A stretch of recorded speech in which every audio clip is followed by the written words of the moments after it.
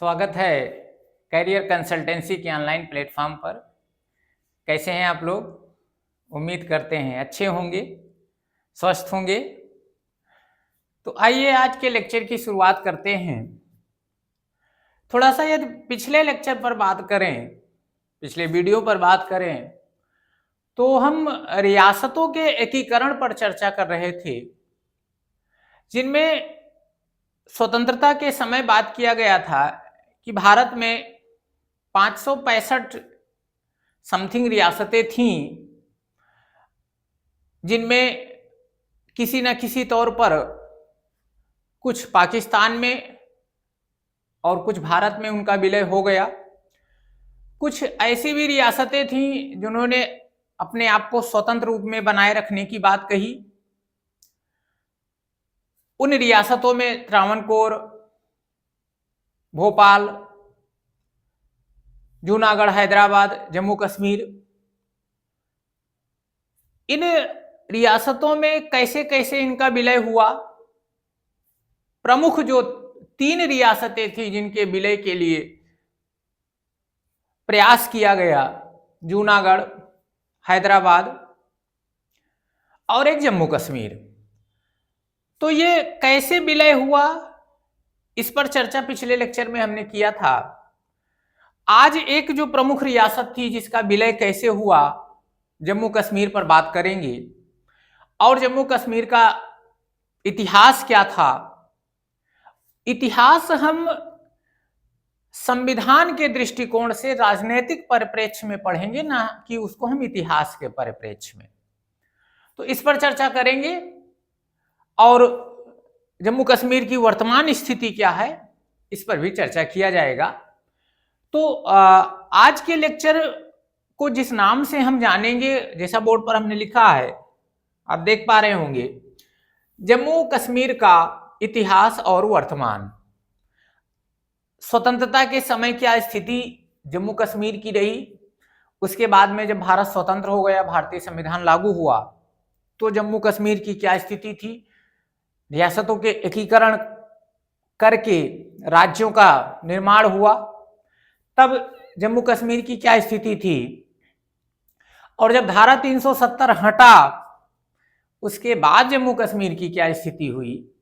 इस पर विस्तार से चर्चा करेंगे और उम्मीद किया जाता है कि यदि इस पर क्वेश्चन किसी भी परीक्षा में बने तो बाहर से प्रश्न ना आने पावे, ये कोशिश किया जाएगा।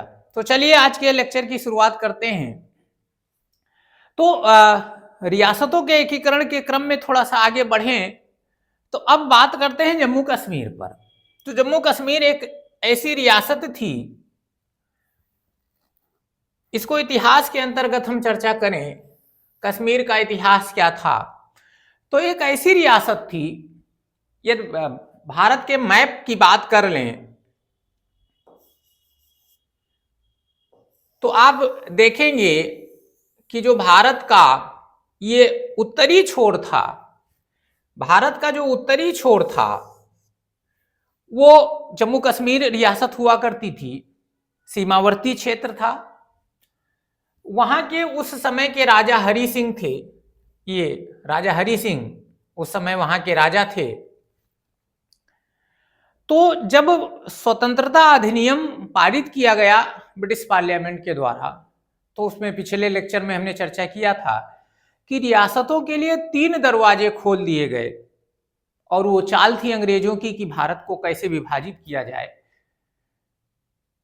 रियासतों को यह स्वतंत्रता दे दी गई कि वो अपना विलय पाकिस्तान में कर सकते हैं या भारत में कर सकते हैं। दूसरा ऑप्शन था, पहला ऑप्शन भारत में, दूसरा ऑप्शन पाकिस्तान में, और तीसरा ऑप्शन उनके सामने ये रख दिया गया कि आप चाहें तो अपना स्वतंत्र अस्तित्व बनाए रख सकते हैं। तो इसी क्रम में जम्मू कश्मीर के जो राजा, कश्मीर के राजा जो हरि सिंह थे, भौगोलिक स्ट्रक्चर क्या था, और तो भौगोलिक स्ट्रक्चर ये था कि ये भारत के उत्तरी हिस्से में एक सीमावर्ती राज्य था। यदि जनांकिकीय विशेषताओं पर बात करें तो जनसंख्या वहां की जो थी वो अधिकांश जनसंख्या ये हिंदू ना हो करके यहाँ अधिकांश जनसंख्या मुस्लिम थी।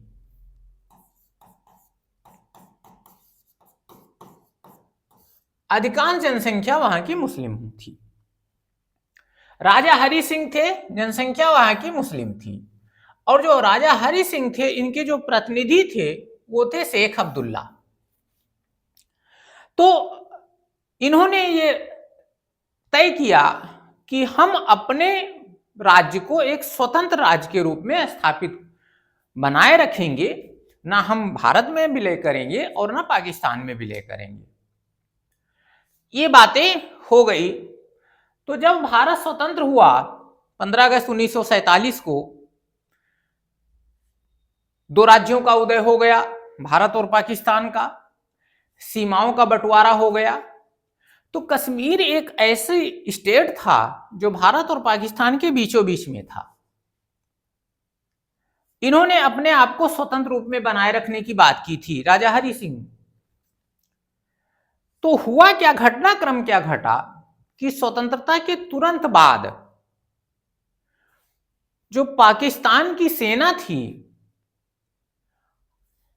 सेना ही, लेकिन वो डायरेक्ट सेना के बेस में ना होकर के जो कुछ कबायली लोग थे, जो आदिवासी समुदाय के लोग थे, उनके बेस में पाकिस्तानी सशस्त्र सेना ने किया क्या कि कश्मीर पर जो है आक्रमण कर दिया।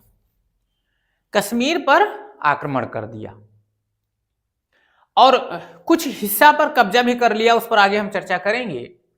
तो जब कश्मीर पर आक्रमण कर दिया तो अब राजा हरि सिंह ने अपने आप को बचाने के लिए भारत की शरण ली और अपने प्रतिनिधि जो शेख अब्दुल्ला थे उनको भेजा दिल्ली, इस बात के लिए कि जाकर के भारत से आप मदद मांगिए। तो उस समय पंडित जवाहरलाल नेहरू, सरदार पटेल जी, इनसे आकर के शेख अब्दुल्ला मिले। और जब शेख अब्दुल्ला आकर के दिल्ली में मिले तो भारत मदद करने के लिए तैयार हुआ, लेकिन इस शर्त पर कि आप अपने स्टेट का विलय भारत में करेंगे। तो भारत में विलय करने की बात हुई, समझौता भी हुआ और अंततोगत्वा राजा हरि सिंह ने 26 अक्टूबर, ये डेट ध्यान रखिएगा, 26 अक्टूबर 1947 को विलय पत्र पर हस्ताक्षर कर दिया, अर्थात कश्मीर को भारत में विलय कर दिया। अब विलय तो हो गया था, लेकिन यह विलय एक समझौते का परिणाम था, एक समय की मांग का परिणाम था और सशर्त भी ये विलय था, शर्त के अनुसार था, कोई स्वेच्छाचारी विलय नहीं था, क्योंकि वो परिस्थितियां ऐसी बनी थी कि राजा हरि सिंह को विलय करना पड़ा था। फिलहाल 26 अक्टूबर 1947 को विलय पत्र पर हस्ताक्षर हुआ और जम्मू कश्मीर भारत का एक हिस्सा बन गया। तो ये स्वतंत्र अस्तित्व से भारत में कैसे कश्मीर का विलय हुआ, इस पर थोड़ा सा चर्चा किया गया, इसके साथ भी ले सकते हैं। तो कैसे 26 अक्टूबर 1947 को विलय हुआ, अब विलय के बाद परिस्थितियां क्या बनी, इस पर भी चर्चा किया जाए। तो देखिए, जब आक्रमण किया पाकिस्तान ने, उसकी सेना ने, तो ये जो हिस्सा है आप इसमें देख पा रहे होंगे, ये हिस्सा जो पाक अधिकृत कश्मीर के रूप में जाना जाता है, ये हिस्सा आप मैप में देख पा रहे हैं, ये हिस्सा पाकिस्तान की सेना ने अपने कब्जे में कर लिया, ये जम्मू कश्मीर का हिस्सा था। उसके बाद में विलय हुआ, तो विलय तो 1947 15 अगस्त 1947 से ही शुरुआत की मानी गई, लेकिन जब 26 अक्टूबर 1947 को विलय हुआ था, तब तक ये हिस्सा जिसको पीओके कहा जाता है, पाकिस्तान ऑक्युपाइड कश्मीर, इस पर सेना, पाकिस्तानी सेना ने कब्जा कर लिया। और जानते ही होंगे आप लोग कि आज भी ये विवाद का विषय है। और क्यों ये विवाद का विषय बना हुआ है, इस पर कभी अलग से एक वीडियो हम बनाएंगे। क्या उसका इतिहास रहा, कैसे वो यूएनओ में ये मामला पहुंचा, और हमारे या भारत के सामने ऐसी बहुत सारी परिस्थितियां आई, बहुत सारे ऐसे अवसर भी आए कि इसको हम भारत में मिला सकते थे, लेकिन वो एक राजनैतिक इच्छा शक्ति की कमी कह सकते हैं, दूरदर्शिता की कमी कह सकते हैं, ऐसा नहीं हो पाया। तो फिलहाल इस हिस्से को पाकिस्तानी सेना ने अपने कब्जे में कर लिया, जो जम्मू कश्मीर का हिस्सा था। अब बचा क्या, ये वाला हिस्सा, ये जम्मू कश्मीर का हिस्सा बचा। ये रेड सिंबल आप देख पा रहे होंगे, ये लद्दाख वाला क्षेत्र है, ये लद्दाख का क्षेत्र है, और ये जम्मू कश्मीर वाला हिस्सा, ये अक्साई चीन वाला है जो चाइना के कब्जे में है, उस पर भी अलग से हम बात करेंगे कभी। तो ये हिस्सा पाकिस्तानी सेना ने कब्जा कर लिया, ये जम्मू और कश्मीर और लद्दाख का हिस्सा ये बचा रहा। तो जब विलय हुआ तो विलय के बाद उसमें शर्त रखी गई थी,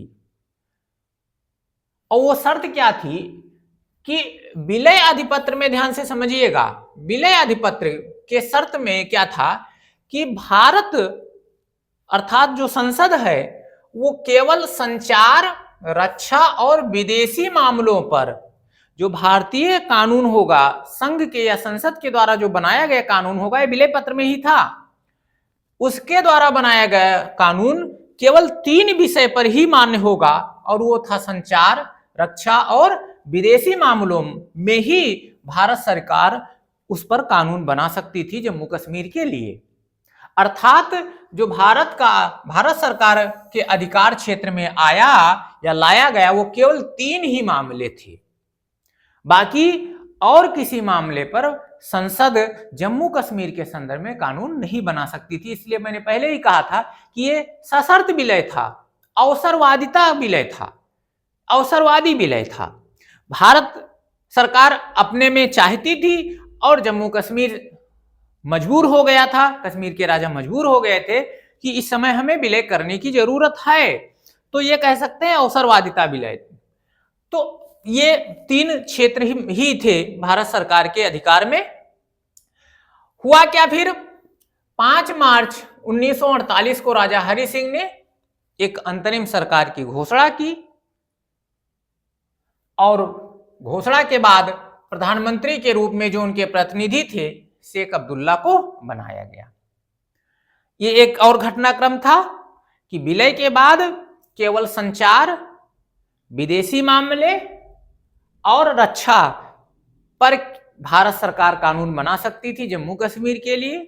दूसरा, एक अंतरिम सरकार की घोषणा की गई जिसके रूप में प्रधानमंत्री शेख अब्दुल्ला को बनाया गया राजा हरि सिंह के द्वारा। ये आगे का घटनाक्रम। अब और बात किया जाए किन घटनाक्रम पर, तो ये एक जम्मू कश्मीर वाला हिस्सा बचा, पाक अधिकृत कश्मीर को छोड़ करके ये हिस्सा, ठीक है ना। आगे बात किया जाए कि जब विलय हुआ, अंतरिम सरकार बन गई, तो 1952 में भी एक समझौता हुआ। जब हमारा संविधान आगे बढ़ा, विलय हुआ, विलय के बाद फिर 1952 में कश्मीर और भारत के बीच एक समझौता हुआ, और उसमें भारत सरकार का आश्वासन क्या रहा कि राज्य के लोग स्वयं के संविधान द्वारा, अब यहां देखिए सरकार ने यह मान लिया है कि जम्मू कश्मीर राज्य के लोग स्वयं का, मतलब अपना स्वयं का संविधान, स्वयं के संविधान द्वारा राज्य के आंतरिक स्थिति और भारतीय संघ के प्रसार और प्रकृति को निर्धारित करेंगे। मतलब कश्मीर की आंतरिक स्थिति क्या होगी, कश्मीर में शासन प्रशासन कैसे होगा, इसको तथा भारत संघ का कश्मीर पर प्रसार कितना होगा, कैसे होगा, इसको निर्धारित करने का कार्य स्वयं राज्य के लोग करेंगे। ये आश्वासन दिया गया 1952 में भारत सरकार के द्वारा। मतलब कश्मीर का अपना खुद का संविधान हो जाएगा, और वहां के लोग ये तय करेंगे कि हम शासन प्रशासन कैसे करेंगे अपने राज्य का, और भारत सरकार की कौन कौन सी स्थिति, किन किन कानून को हम अपने ऊपर लागू करेंगे, ये हम स्वयं तय करेंगे, जम्मू कश्मीर के लोग स्वयं तय करेंगे, ये भारत सरकार का आश्वासन था। क्यों था, कैसे था, किन परिस्थितियों में दिया गया ये आश्वासन था, ये अलग एक सोचने का विषय है। तो फिलहाल ये आश्वासन 1952 में भारत सरकार के द्वारा दिया गया कश्मीर को।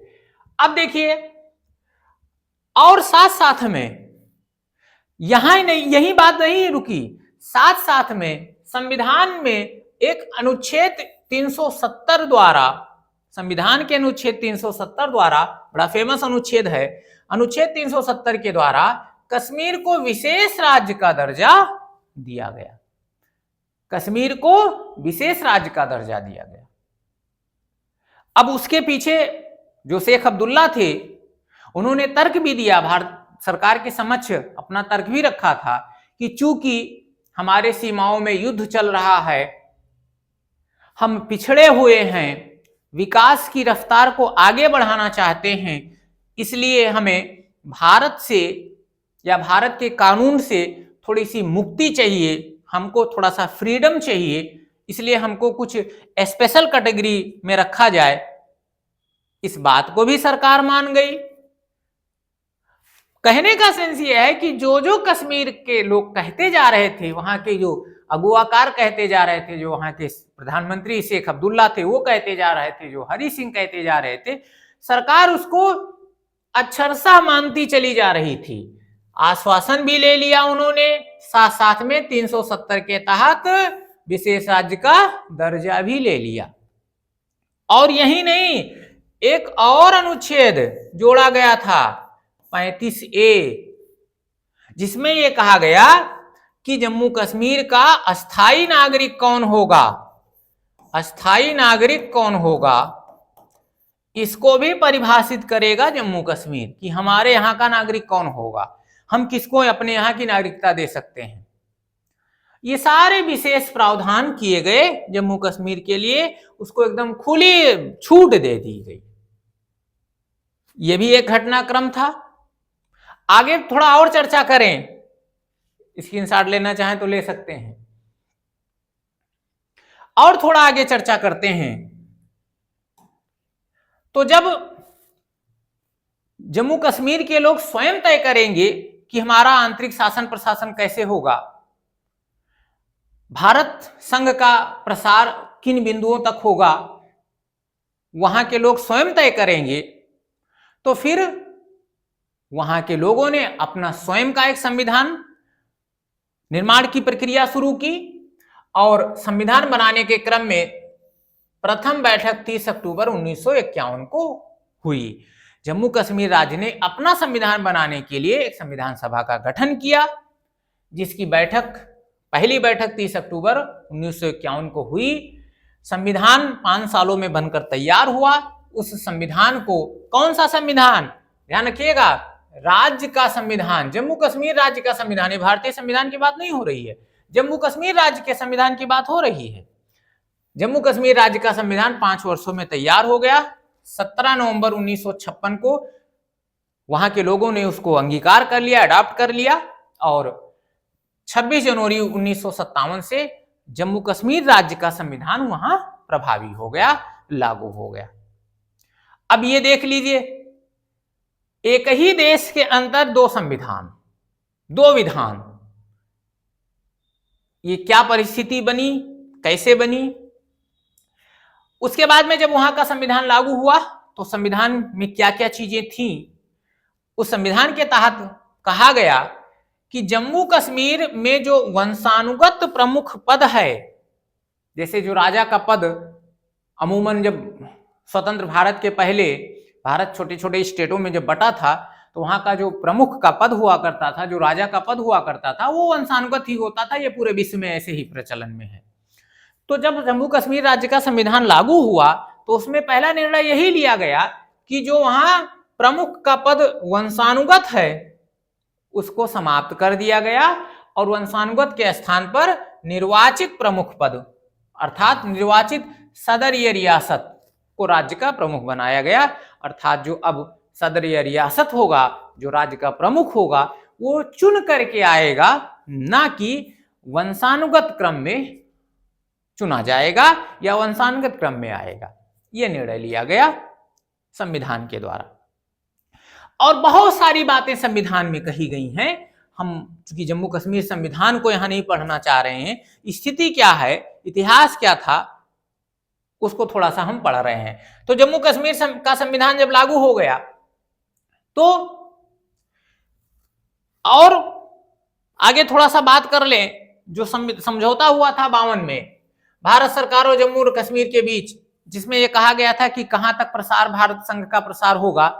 साथ में यह भी समझौता हुआ था कि यदि राज्य की भी संविधान सभा लंबित है, चूंकि वहां एक संविधान सभा होगी जो राज्य के कानून के, संविधान के कानून के अनुसार चलेगी, यदि वो लंबित है, नहीं है, तो कुछ विषयों पर संघ कानून बना सकती है। ध्यान रखिएगा, इस शब्द पर ध्यान रखिएगा, कुछ विषयों पर केंद्र कानून जम्मू कश्मीर के लिए बना सकती थी। यह भी एक समझौता 1952 में हुआ था। अब कुछ विषय क्या थे, इस पर यहां नहीं चर्चा करना है, नहीं, वीडियो बहुत लंबा होता जाएगा। तो यह भी एक समझौता हुआ था कि यह लंबित विधानसभा है तो कानून केंद्र कुछ विषय पर बना सकती है। यह भी एक समझौता हुआ। आगे बात करते हैं, विशेष राज्य का दर्जा मिल गया, जम्मू कश्मीर राज्य का अपना संविधान लागू हो गया और धारा 370 35A जोड़ दिया गया। तो अब यह कहा गया, समझौते में, विलय पत्र में यह भी कहा गया था कि संचार, रक्षा और विदेशी मामले, इन तीन के अतिरिक्त संघ जो है या केंद्र सरकार, भारत सरकार जम्मू कश्मीर के लिए कानून नहीं बना सकती है। तो अब आप ये समझिए कि भारत सरकार अर्थात संसद की अनाधिकारिता कहां कहां थी, थोड़ा सा इसको जानना जरूरी है, तभी ये स्पष्ट हो पाएगा कि क्या था जम्मू कश्मीर। इतना सीमावर्ती क्षेत्र होने के कारण इतनी छूट क्यों दी गई, क्या विशेष पावर दिया गया था।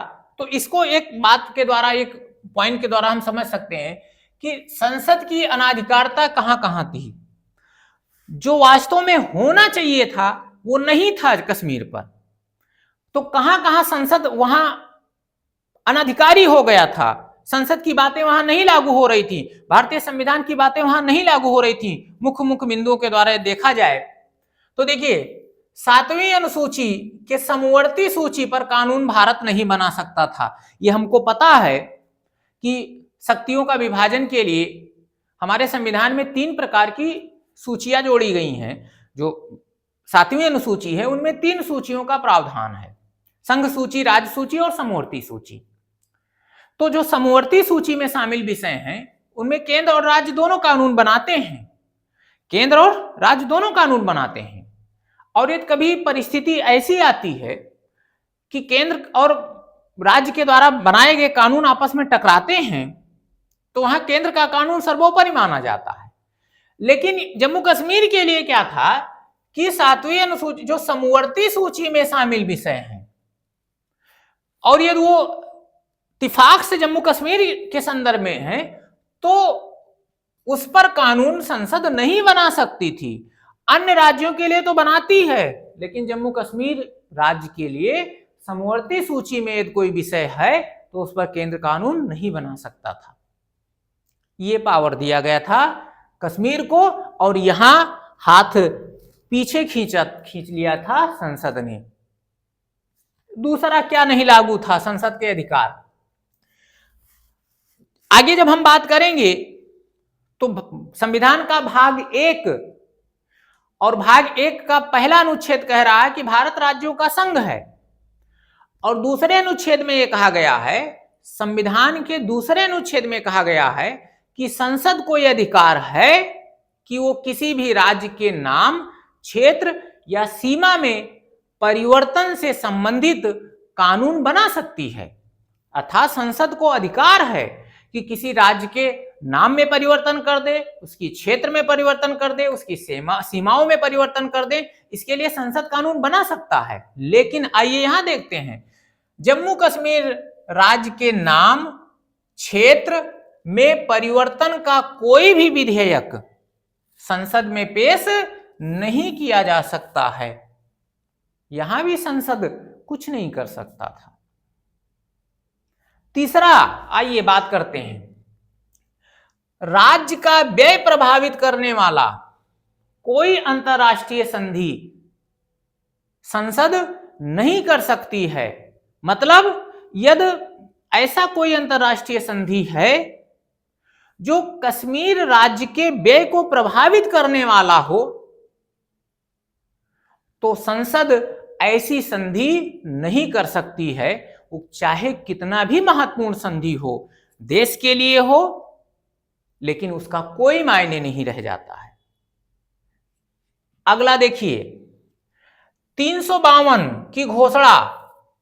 आपको पता है कि अनुच्छेद 352 में राष्ट्रीय आपात की बात कही गई है, और वो यदि देश में कोई ऐसी परिस्थिति आन पड़ती है, आगे हम पढ़ेंगे कि वो कौन सी परिस्थिति हो सकती है, सशस्त्र विद्रोह हो सकता है, बाह्य आक्रमण हो सकता है, पड़ोसी का आक्रमण हो सकता है।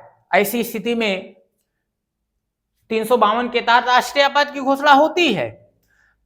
कश्मीर के लिए, जम्मू कश्मीर के लिए क्या था कि 352 की घोषणा वहां के राज्य विधानसभा की सहमति के बिना राष्ट्रपति नहीं घोषित कर सकता है। अर्थात यह 352 की घोषणा होती है कश्मीर के लिए, कश्मीर राज्य पर, तो पहले वहां की विधानसभा से सहमति लेनी पड़ेगी। ये देखिए प्रावधान। और आगे बात किया जाए, स्क्रीनशॉट ले लीजिए, इसका इंटरेस्टिंग चीज है। आगे बात करते हैं, और क्या प्रावधान था। संवैधानिक तंत्र की विफलता। अनुच्छेद 356 में क्या कहा गया है कि यदि किसी राज्य में संवैधानिक तंत्र विफल हो जाता है, अर्थात वहां विधानसभा अस्तित्व में नहीं रह जाती है, कोई मुख्यमंत्री नहीं रह जाता है, सामान्य भाषा में समझ लीजिए, तो ऐसी स्थिति में राष्ट्रपति उस राज्य में 356 के तहत राज्य में आपातकाल अर्थात राष्ट्रपति शासन लागू कर देता है। जम्मू कश्मीर में दो धाराएं थी, दो विधान था। विफलता होने पर दो प्रकार की घोषणाएं होंगी। पहली घोषणा 356 के तहत राष्ट्रपति शासन, दूसरा जम्मू कश्मीर राज्य के जो संविधान है, जम्मू कश्मीर राज्य का जो संविधान है, उसकी धारा 92 के तहत राज्यपाल शासन। तो दो प्रकार की घोषणाएं हो सकती हैं, यह भी एक विशेष प्रावधान था। और क्या था, 360 वित्तीय आपात। आपको पता है कि अनुच्छेद 360 में वित्तीय आपात की बात कही गई है। पूरे भारत में लागू हो सकता है, लेकिन वित्तीय आपात जम्मू कश्मीर में लागू नहीं होगा, ये बात की गई है। अर्थात 360 के तहत वित्तीय आपात जम्मू कश्मीर में नहीं लागू हो सकता। यहां भी संसद वहां अधिकारी नहीं है। और बात चर्चा किया जाए,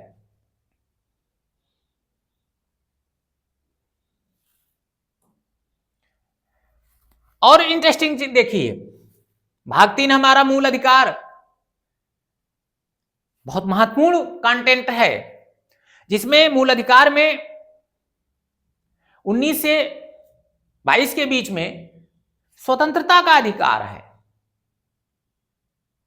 अब उस स्वतंत्रता में स्पेशल आर्टिकल 19 में, अनुच्छेद 19 में भारतीय नागरिकों को 6 प्रकार की स्वतंत्रताएं प्राप्त हैं, क्योंकि यह माना गया कि सर्वांगीण विकास के लिए स्वतंत्रता आवश्यक है।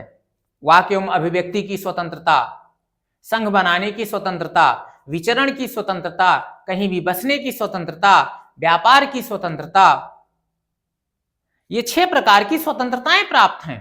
लेकिन जरा देखिए जम्मू कश्मीर के संदर्भ में अनुच्छेद 19 का जो मूल अधिकार है, मतलब स्वतंत्रता का अधिकार है, वो जम्मू कश्मीर पर लागू नहीं होगा। वहां ना बसने की स्वतंत्रता है, ना बोलने की स्वतंत्रता है, प्रेस की स्वतंत्रता, 19 में ही प्रेस की स्वतंत्रता है, व्यापार करने की स्वतंत्रता, ये सब कश्मीर राज्य पर लागू नहीं होगा। अब आप देख सकते हैं, लगता ही नहीं कि यह भारत का या भारत के राज्य की हम बात कर रहे हैं। और देखिए, डीपीएसपी लागू नहीं होगा। डीपीएसपी राज्य के नीति निदेशक तत्व, राज्य की नीति निदेशक तत्व कश्मीर राज्य पर लागू ही नहीं होंगे। जो राज्यों का कर्तव्य कहा गया है उस पर लागू नहीं होगा।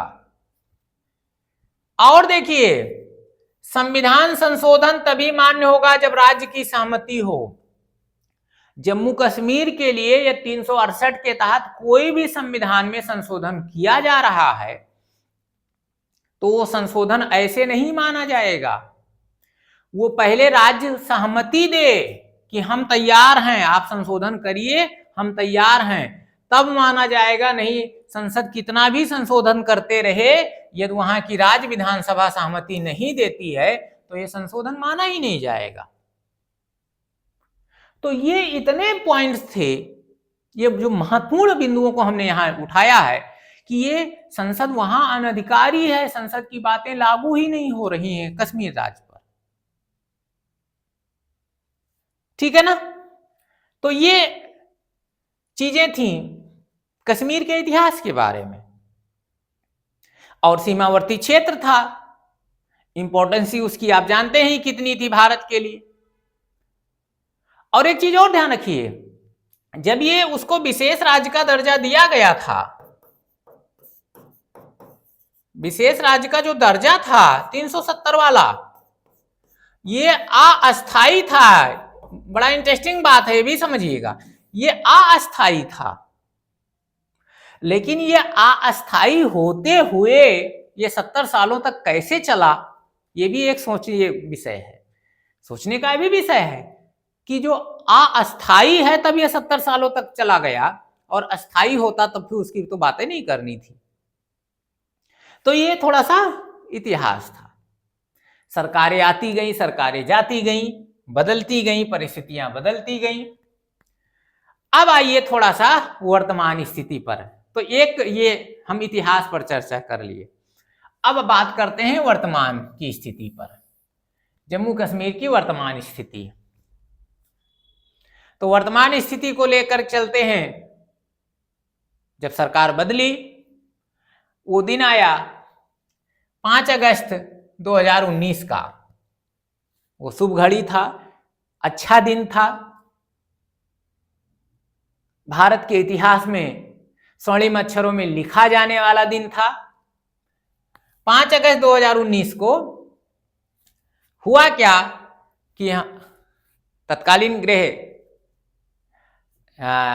मंत्री माननीय अमित शाह जी, उन्होंने जम्मू और कश्मीर पुनर्गठन अधिनियम 2019 विधेयक पेश किया। अर्थात जम्मू कश्मीर का पुनर्गठन होगा, इससे संबंधित एक विधेयक पेश किया गया 5 अगस्त 2019 को। कहां? राज्यसभा में। राज्यसभा में यह विधेयक पेश किया गया। अच्छा, एक ध्यान रखिएगा, लिखा ही था पहले कि नाम या क्षेत्र या सीमाओं में परिवर्तन करने वाला विधेयक तब तक नहीं पेश किया जा सकता जब तक राज्य विधानसभा की सहमति ना हो। तो अब क्या, जब यह विधेयक पेश हुआ तो राज्य विधानसभा की सहमति ली गई, तो उस समय राज्य विधानसभा थी ही नहीं, वहां राष्ट्रपति शासन लागू था। तो राष्ट्रपति के एक अध्यादेश के द्वारा वहां की सहमति मिल गई, क्योंकि राष्ट्रपति ने एक अध्यादेश जारी किया और उसी अध्यादेश को विधानसभा की सहमति मान ली गई। और जब सहमति मान ली गई तो यह विधेयक 5 अगस्त 2019 को राज्यसभा में पेश किया गया, और राज्यसभा में पेश हुआ, राज्यसभा में इसको बहुमत भी हासिल हुआ, राज्यसभा से यह विधेयक पारित हो गया। अब राज्यसभा से जब यह विधेयक पारित हुआ तो आगे अब आना था लोकसभा में, तो 6 अगस्त 2019 को ये लोकसभा में पारित हुआ। कहां? लोकसभा में। ये लोकसभा में पारित हुआ और वहां से भी बहुमत से पारित हो गया, पेश किया गया 6 अगस्त 2019 को लोकसभा में, 5 अगस्त 2019 को राज्यसभा में और 6 अगस्त 2019 को लोकसभा में, दोनों सदनों से बहुमत से विधेयक पारित हो गया। और जब ये विधेयक पारित हो गया तो 9 अगस्त 2019 को राष्ट्रपति की मंजूरी भी मिल गई और मंजूरी मिलने के बाद ये जो जम्मू कश्मीर राज्य पुनर्गठन अधिनियम था वो पूरी तरीके से एक एक्ट बन गया, एक कानून बन गया।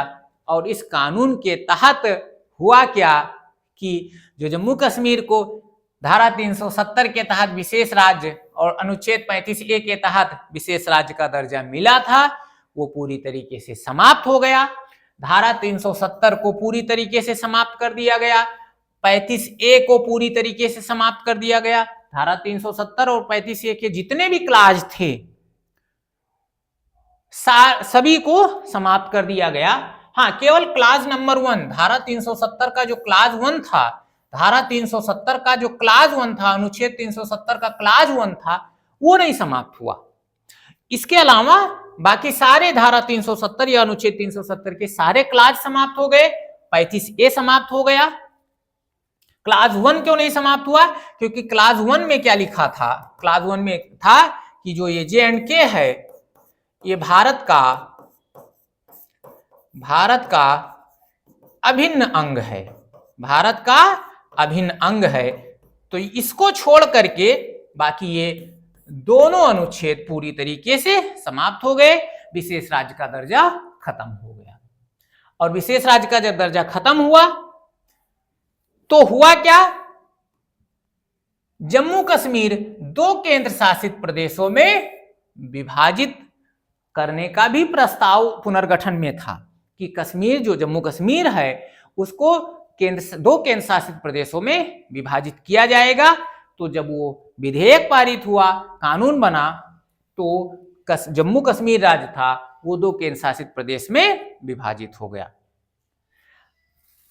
अब जब ये विधेयक पारित हो गया, राष्ट्रपति से मंजूरी मिल गई, 2 केंद्र शासित प्रदेशों में विभाजित हो गया, तो हुआ क्या कि भारत के कुछ तथाकथित देशप्रेमी कह सकते हैं, राजनेता कह सकते हैं, बुद्धिजीवी कह सकते हैं, उन्होंने इस मंजूरी को, इस अधिनियम को, जम्मू कश्मीर राज्य पुनर्गठन अधिनियम को सर्वोच्च न्यायालय में चुनौती दी। ये गैर कानूनी है, धारा 370 की समाप्ति गैर कानूनी है।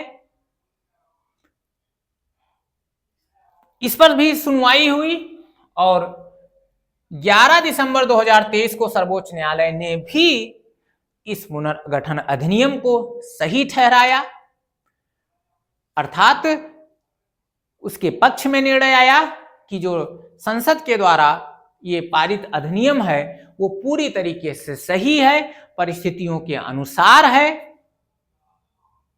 तो जब सर्वोच्च न्यायालय ने भी मुहर लगा दी तो अब ऐसे तथाकथित लोगों को केवल छटपटाने का काम बचा और कुछ नहीं। तो ये हर तरीके से संसद के द्वारा, राष्ट्रपति के द्वारा और सर्वोच्च न्यायालय के द्वारा जब पूरी तरीके से सही ठहरा दिया गया तो जो उसमें प्रस्ताव था वो लागू हुआ, 370 की समाप्ति हुई और 2 राज्यों में, जो जम्मू कश्मीर था वो 2 केंद्र शासित प्रदेशों में विभाजित हुआ। धारा 370 की समाप्ति के बाद जम्मू कश्मीर 2 केंद्र शासित प्रदेशों में विभाजित हुआ। एक ये आपका जम्मू कश्मीर, यहां से देखिए ये एक बना जम्मू कश्मीर और दूसरा बना लद्दाख। 2 केंद्र शासित प्रदेशों में विभाजित हो गया ये आपका लद्दाख। अच्छा, इस पर भी काफी लोगों को छटपटाहट हुई कि आखिर केंद्र शासित प्रदेश क्यों बनाया गया, हर तरीके से विफल हो गए, धारा 370 को समाप्त किया क्यों गया, जब उस पर बात नहीं बनी तो केंद्र शासित प्रदेश क्यों बनाया गया, पूर्ण राज्य का क्यों नहीं दर्जा दिया गया, इस पर भी काफी लोग छटपटाए। लेकिन संसद के द्वारा, सर्वोच्च न्यायालय के द्वारा मान्य था, इसलिए हाथ पैर उनके बंधे थे। तो ये दो केंद्र शासित प्रदेशों में विभाजित हुआ। जो जम्मू कश्मीर था उसके जो उपराज्यपाल बनाए गए, चूंकि केंद्र शासित प्रदेश था तो संसद के द्वारा पारित अधिनियमों के द्वारा वहां शासन प्रशासन हुआ और संसद ने, राष्ट्रपति ने, केंद्र ने अपना एक प्रतिनिधि वहां भेजा शासन का, जिसको हम उपराज्यपाल के नाम से जानते हैं। तो जम्मू कश्मीर के पहले उपराज्यपाल बनाए गए श्री गिरीश चंद्र मुर्मू जी को, ये उनकी तस्वीर है, आप देख सकते हैं। उसके बाद में फिर दूसरे उपराज्यपाल बनाए गए श्री मनोज सिन्हा जी को, ये उनकी तस्वीर है। पहले जम्मू और कश्मीर में 6 लोकसभा की सीट हुआ करती थी। जब दो केंद्र शासित प्रदेश में विभाजित हुआ तो जम्मू कश्मीर में लोकसभा की 5 सीटें हुई और जो अभी 2024 में विधानसभा के चुनाव हुए हैं 90 सीटों पर चुनाव हुआ, जिसमें नेशनल कॉन्फ्रेंस को 42 सीट मिली है। नेशनल कॉन्फ्रेंस को 42 सीट मिली है, जो सबसे बड़ी पार्टी के रूप में उभर कर सामने आई। 29 सीटों पर बीजेपी को कामयाबी मिली, बाकी और निर्दलीय इत्यादि सीट जीत कर आए और सबसे बड़ी पार्टी के रूप में नेशनल कॉन्फ्रेंस आई और उसके नेता जो उमर अब्दुल्ला थे उनको वहां का मुख्यमंत्री चुना गया। ये धारा 370 के समाप्ति के बाद 2024 में पहला चुनाव था।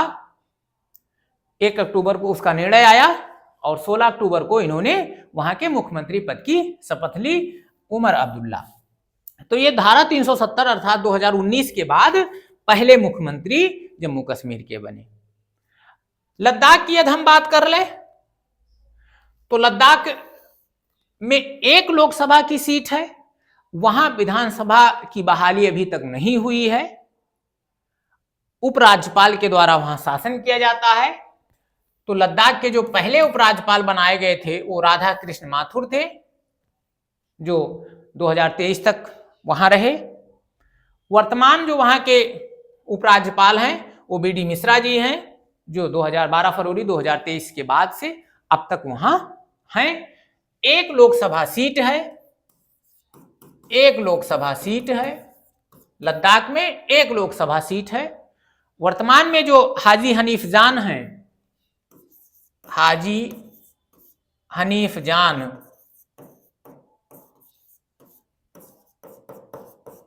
ये वहां के लोकसभा सदस्य हैं, निर्दलीय हैं। इन्होंने बीजेपी और अन्य पार्टियों के जो उम्मीदवार थे उनको हराया और ये इस समय लद्दाख से लोकसभा सदस्य हैं। तो ये धारा 370 के बाद विभाजन था, वर्तमान स्थिति थी जम्मू कश्मीर की। तो इतिहास भी हमने समझा और वर्तमान भी समझा। उम्मीद करते हैं वीडियो अच्छा लगा होगा। काफी इंटरेस्टिंग वीडियो था, इसलिए इस पर सोचा गया कि थोड़ा सा बात किया जाए आप लोगों से। और यदि वीडियो अच्छा लगा हो, लेक्चर अच्छा लगा हो, जानकारी अच्छी लगी हो तो वीडियो को लाइक कर दीजिए, कमेंट भी कर दीजिए, सब्सक्राइब भी कर दिया करिए। यदि चैनल पर नए हैं तो वीडियो का नोटिफिकेशन मिलता रहे। और लाइक करना मत भूलिए, शेयर करना मत भूलिए, क्योंकि आपके लाइक और शेयर से ही थोड़ा सा हमको एनर्जी मिलती है, मोटिवेशन मिलता है। तो चलिए आज के लिए इतना ही। धन्यवाद। जय हिंद।